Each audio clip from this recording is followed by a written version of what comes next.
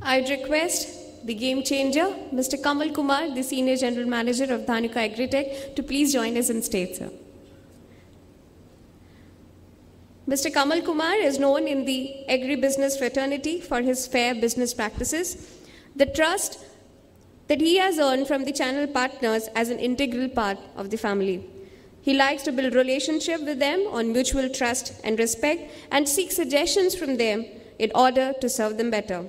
Mr. Kamal Kumar is also passionate about learning and development and believes that an organization needs competent talent pool for shouldering higher responsibilities in future. I would request Mr. Shyam Iyer, the head HR of Tata Power SED, to please welcome Mr. Kamal Kumar.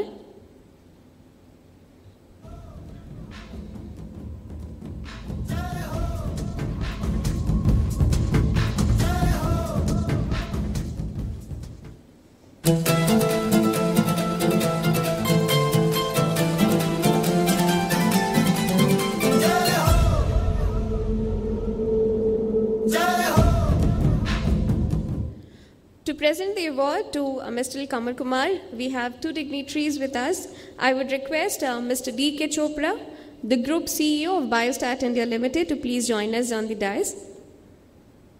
And I would request Ms. Kritika, the member co-committee of the HR Club, to please welcome him. I would request Kritika to please welcome Mr. D.K. Chopra.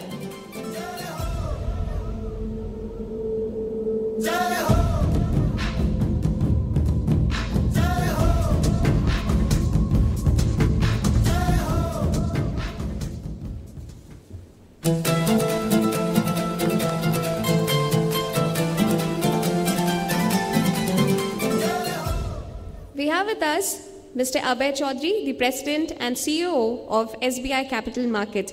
So I request you to please join us on the dais.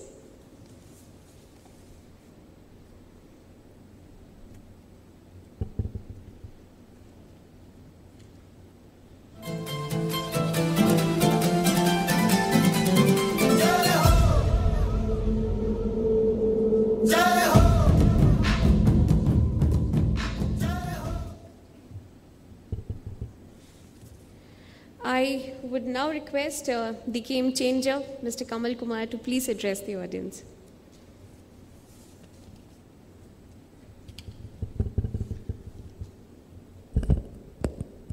Thank you, Jayashree. I would like to thank the HR Club for having invited me here and conferring upon this award.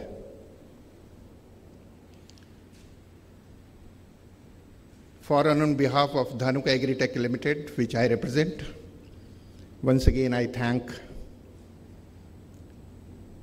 the club and Mr. Srini. It's been a long journey for me in the industry, which is span over little more than 46 years. And I distinctly remember, as if it was just yesterday, when I went to Princess Street in Mumbai in September 1968 to appear for an interview in a pharmaceutical company named Alembic Chemical from Baroda. Having worked there for a little more than 26 years, I shifted to Egg Chem Company and a crop protection industry, which was comparatively new to me from pharma. The journey from pharma transformed into many diverse business activities, spanning over many diverse man-made fiber. For the first time in the country, that polypropylene was introduced by my previous company, then IMFL, FMCG, and the crop protection industry as well.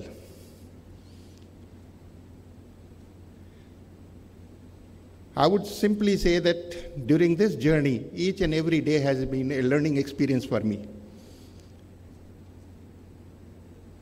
And more you learn, the passion for learning, the quest increases. And I strongly believe that pursuit of progress is endless. there is no end to learning. A small phrase written by Lala Hardayal Mathur, a great visionary and philanthropist and also an academician who has been teaching in Harvard for many years. He passed out with a distinction of 7 MScs and 3 PhDs. And he wrote in the Hints on Self-Culture that knowledge is like deep well fed by perennial springs, and your mind is like bucket. You pour into it and assimilate as much as you can. So friends, I would simply say that when the learning from each other, you learn from every individual, be at whatever place he may be, whatever designation he may be, whatever job he may be doing. For us, the journey started when I joined a pharmaceutical company with a totally indigenous R&D.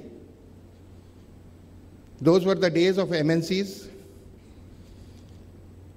And the first lesson which I got from my employer was that you are best, no one is better than you. It was so difficult for me to accept this when companies like Pfizer, Cipla, not Cipla, but Glaxo, Abbott, all were having a big market share, but we stood at number 4 in ranking continuously as long as I worked and I served that organization. When I joined Dhanuka Agritech Limited, it was a small company and I knew the chairman very well long before. The total sales were just little less than 100 crores. We were celebrating 100 crore mark. And today we are likely to touch around 1,000 crores and have made a name to reckon with in the marketplace. This 18 years of my association with the organization, what I saw is that immense potential is available in this country for agrochemicals. To share with you a small statistics, that world over, this industry is roughly around between 55 to 60 US billion dollars, and India accounts only for $2 billion US sales, and another 2 billion is for exports. That makes $4 billion US. 12,000 crore रुपए की company industry है, and which was little less than, I worked for an industry which was 10 times bigger than the crop protection industry. But the challenges that I saw is that immense potential does exist here. 8 years before, chairman of Levers, K.K. Dadi Sheth, made a statement that 8 lakh crore rupees of untapped potential is available in rural segment. Brazil, a smaller country than India, has a crop protection business to the tune of about 9 to 10 US billion dollars, which is 5 times higher than India. We produced 263 million tons of food grain last year, and we have to double this. Lot of words are being said against the crop protection industry or the pesticides, that they are carcinogenic, they are harmful. A lot of NGOs are working. But then the answer is normal Borlaug. He said organic is not the answer. You cannot do away with the chemical pesticides. So we strongly advocated. We saw to it that a person like Mr. Amitabh Bachchan, a big B, is taken as our brand ambassador. And when first time we approached him, he said, I'm not going to talk about pesticides at all.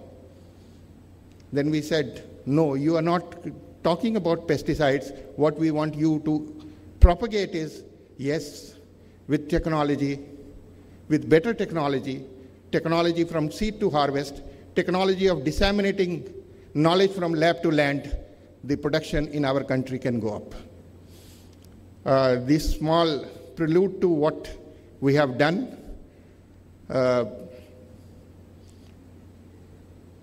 I must say that this journey of last 46 and a half years had been so enjoyable for me. There is no shortcut to experience. Perhaps with gray hair like me and still standing tall right in front of all of you, I have seen many different challenges, and each and every challenge we faced courageously and be a winner in every stage wherever we were.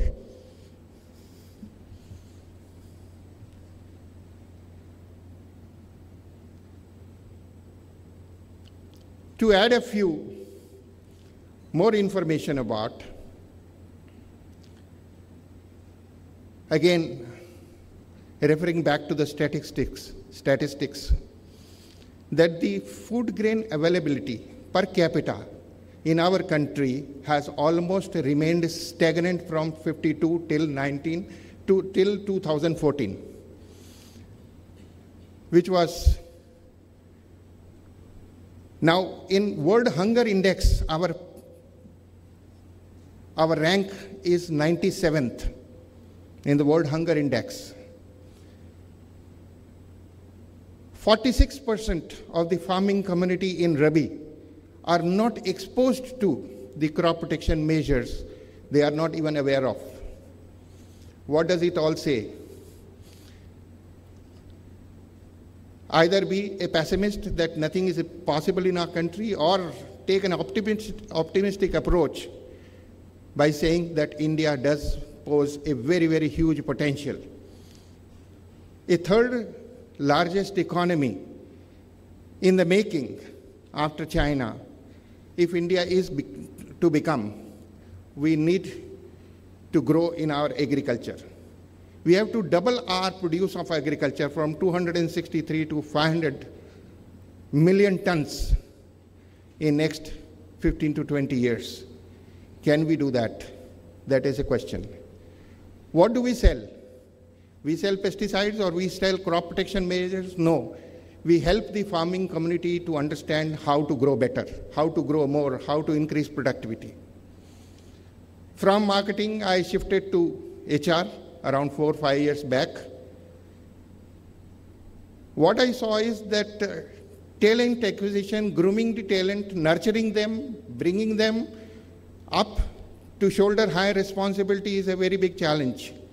And another challenge is attrition, how to stop attrition, because the job opportunities are becoming immense.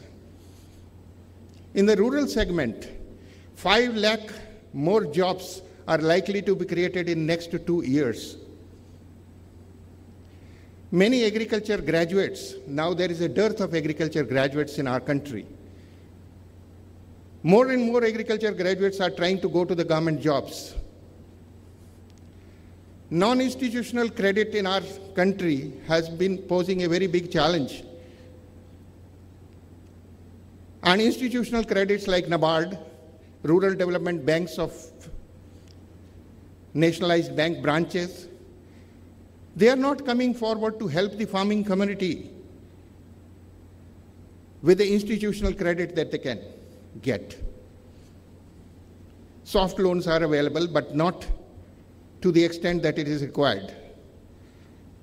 Subsidies on fertilizers, more than 1,10,000 crore rupees of subsidy on nitrogenous fertilizers is still existing. Another way is that minimum support price is being announced by the government for all the cereals.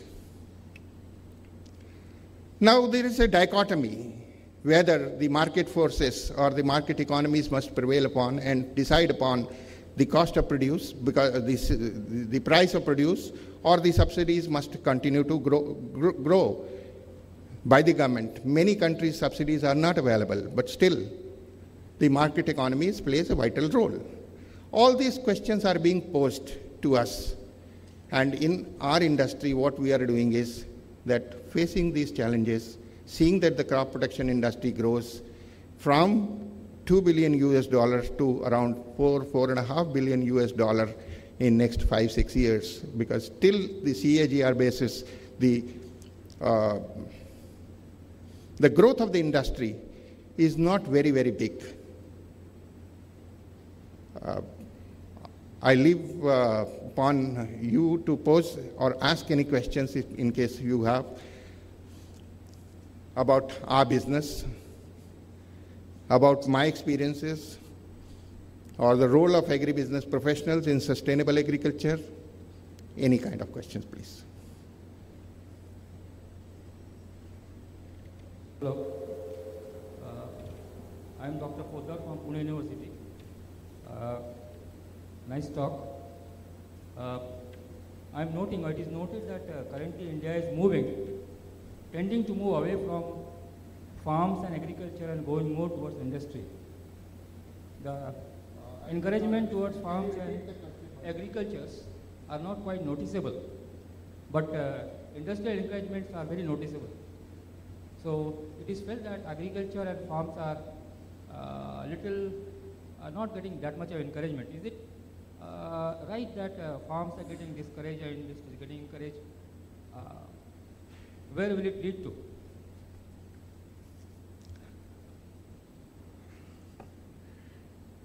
Agriculture is not encouraging. Again, I will substantiate your question with some of the information that India had 144 million hectares of cultivated land about 5 years back. 3 million hectares have gone into urbanization, and now it is 141 million hectares. China has 138 million hectares. Now, if you promote agriculture as an industry, yes, more and more people will venture into. 63% of India's population is dependent on agriculture. We cannot ignore this. The GDP growth in agriculture has to be at par with the GDP growth of industrial. It is hovering around between 3.5 to 4%, but it has gone up from 2 to 3.5%, which is a very encouraging picture. If we people can sustain this information by promoting, yes, agriculture is a profitable business, perhaps we will invite more and more people to join agriculture. Sir, even our one of the very famous saying that Jai Jawan, Jai Kisan is changing. Then Lal Bahadur Shastri added Jai Vigyan also. Any other questions you have? So we have 2 questions here from Srini. Srini, would you like to ask? Okay. Sir, since I'm on the other side now, so I thought I'll ask 2 questions. The first question is, who is your role model in life? And the second question is, there is a song in Baag Milka Baag about Havan Karenge, Havan Karenge. The industry is talking about your havans that you do with your distributors. We would like to know more about that. See, in our organization, we have always believed that the channel partners are integral part of the family. They are not only associated with us for making profit, or we are making profit, we are on a win-win situation. But the longer association does prove that yes, something must be there for which there was a force of attraction between both of them. What glues between supplier and a distributor is very important to understand, and this is beyond profit. We believe that whether it is the channel partner or it is the farming community, both are dependent on agriculture, means the productivity of agriculture produce is the key concern. How does that happen? India is a land where rain is very, very important. Now, our strong belief and faith does not, limit to science. So our faith was that we will please the rain god, that is Lord Indra, and put Havan by inviting Lord Indra to be generous by giving lot of rains, And it did prove, yes, the year that we performed Havana at Vrindavan, where we have an ashram for 7 continuous days by about 108 pandits continuously, and inviting more than 2,500 channel partners, more than 200 scientists from various agriculture universities or agriculture research stations, some KVKs, Krishi Vigyan. These kind of faith between, because this faith brings in what? The common interest, the rain, God is pleased. And yes, Indra was very, very kind to give a lot of rains on that particular year.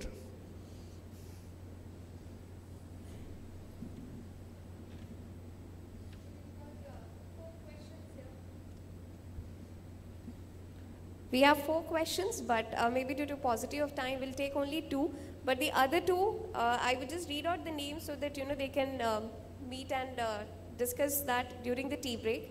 We have 1 question from Mr. Dr. K.P. Patil and 1 question from Asmita Sen. Maybe you could use the tea break to ask those questions. One very interesting question from Mr. Ritesh Singh, and he says that what is your opinion in giving subsidies to agrochemicals, and is it the reason why there is more use of chemicals by farmers?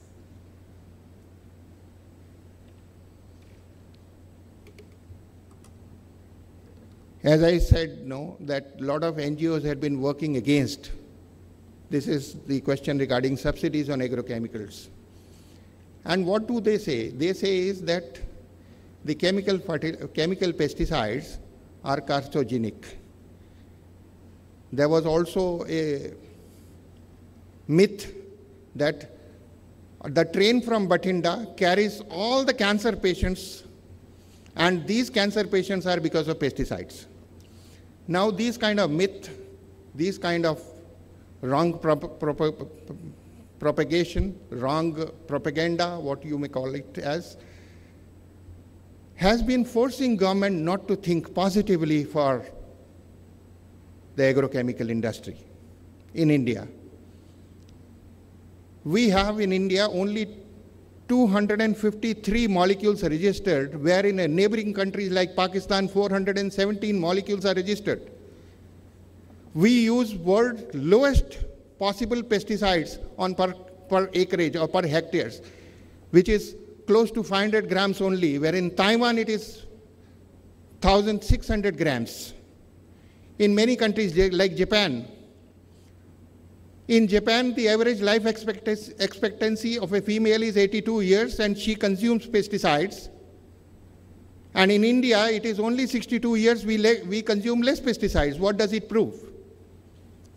So the government is not really serious on the agrochemical industry.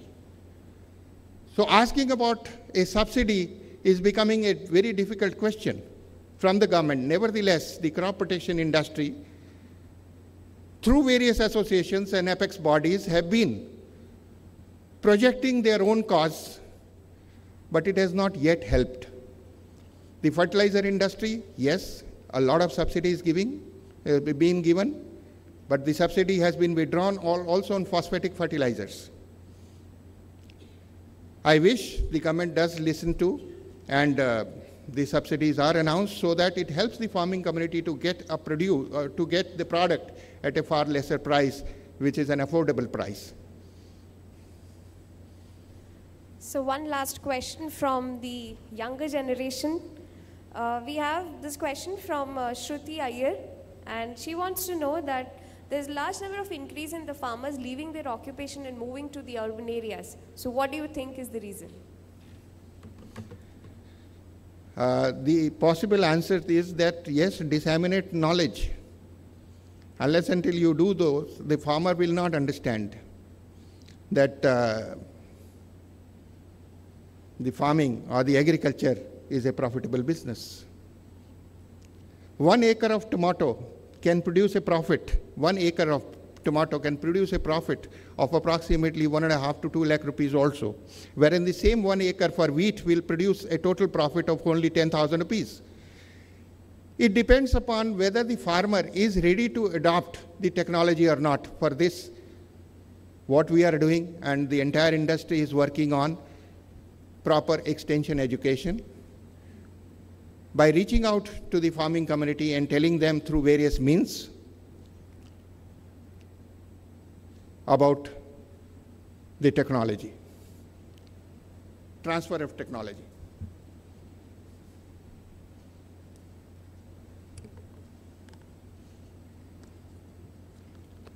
Thank you.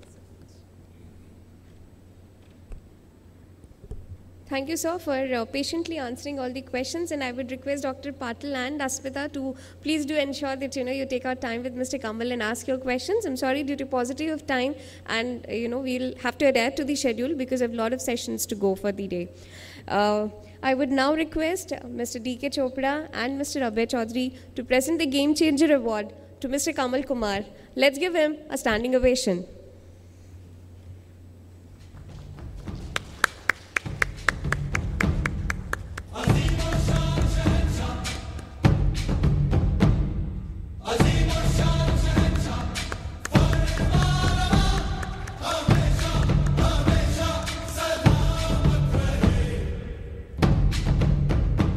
Thank you, sir. I would request Srini, the founder of the HR Club, to please present a small memento to Mr. D.K. Chopra.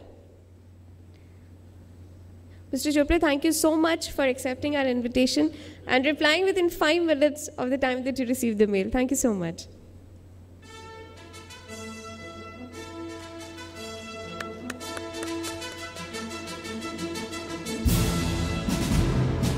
A very simple and man of few words, but very, very humble person. Mr. Abhay Chaudhary, thank you so much for accepting the invitation. Srini, we would like you to present a memento to him.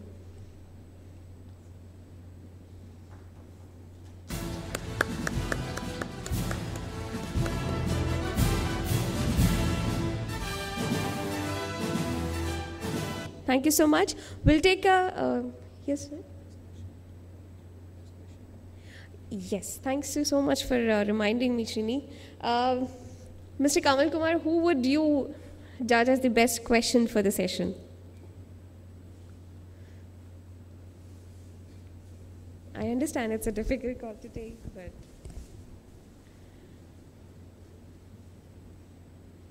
The younger one from... Okay. Iyer, what's their name? Shruti Iyer. Shruti Iyer. Okay, so congratulations, Shruti. Could you please join us on the dais to receive the gift from Mr. Kamal Kumar and the other dignitaries present on the stage?